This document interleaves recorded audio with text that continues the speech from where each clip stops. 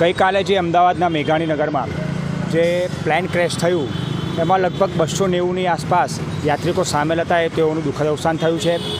સાથે સાથે આપણા પૂર્વ મુખ્યમંત્રી વિજયભાઈ રૂપાણી સાહેબ પણ હતા, તેઓનું પણ દુઃખદ અવસાન થયું છે.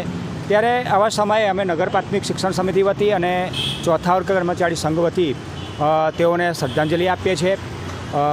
જે લોકો અત્યારે હાલ સારવાર લઈ રહ્યા છે, પ્રભુ તેમને જલ્દી સ્વસ્થ કરે અને જે પરિવારજનો ઉપર જે આવેલી આફત છે તેમને પ્રભુ સહન કરવાની શક્તિ આપે.